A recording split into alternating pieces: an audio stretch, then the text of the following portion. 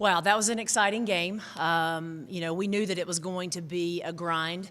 ETSU is extremely well coached, and I knew they'd be prepared, and they are a physical team. I was talking with a couple of their previous opponents, and the descriptors that were used are physical, aggressive.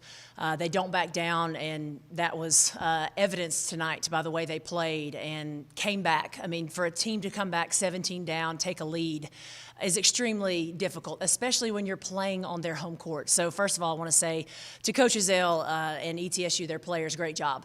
And to our players, we were also resilient because on the flip side of that, to lose a lead, to go through that mentally and emotionally, although being responsible for it partly it was ETSU playing well, and then the other part of that was we weren't executing. We got lost in the moment. We weren't focused on winning possessions, and therefore the lead, the wheels fell off the Asheville wagon, so to speak. And but for us to go through all of that, lose the lead, and still come out with this outcome is tremendous. I'll point to two things. We kept them off the free throw line. They were 6 of 9, and we out-rebounded them. Those two statistics. Both ball clubs were turning the ball over, didn't do a good job of taking care of the ball.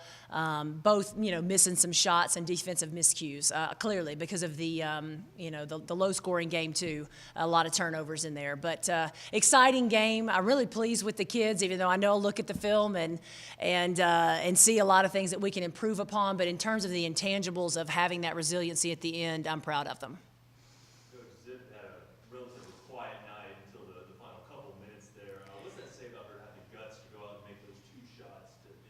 I just told Zip in the locker room, way to stick with the play.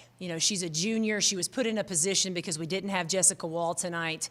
She's playing the point. She's practiced that some in years past, but we're kind of throwing her into the fire. And to stick with a play when, again, the mentality was somewhat a little bit panicked there at the end for us on offense, shows tremendous grit. And that's Zip. Zip is a consistent, although may not produce every single night, 18 points. She can, but she produces consistent effort. And if you give us that, that's all I'm asking for. I just want our kids to have consistent effort and play for each other, and that's an example of that. So I'm not surprised that she was able to do that because she stayed locked in. In the first half, you had more offensive rebounds than they had total rebounds. They only had 8 points in the paint.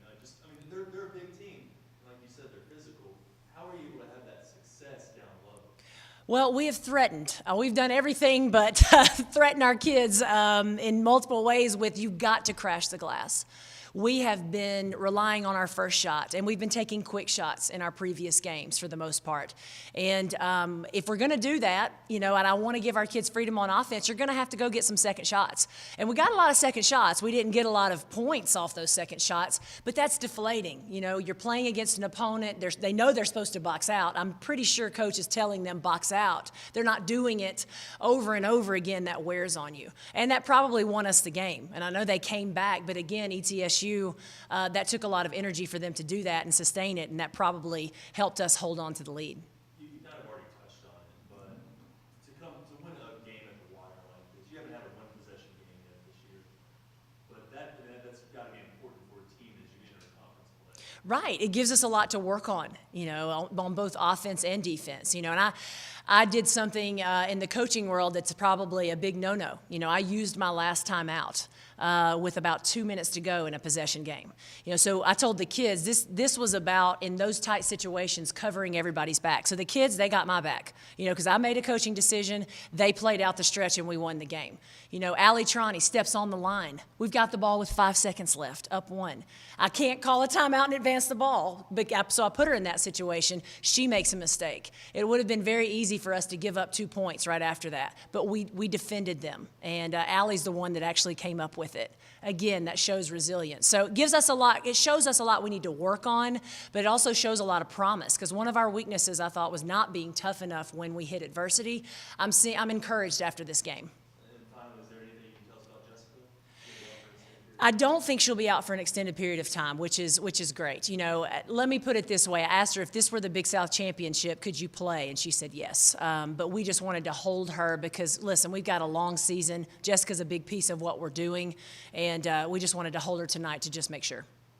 I did have one more, too. Sure. Obviously, if you were missed, I didn't ask about what Madeira had. Starting so quickly, and then perfect 6 of 6 from the free throw line. Can you just talk about her Yes, Dee is an exciting player. We knew 2 years ago when we were looking at her as a recruit that she could come in and be similar to a Shatori Major, who was a player of the year in the conference. Now, I'm not putting that kind of pressure on Dee, but in terms of that skill set that she possesses, the quickness, the ability to score in multiple ways, and she's still learning. She's still learning. I think the thing that she does do is defend and rebound.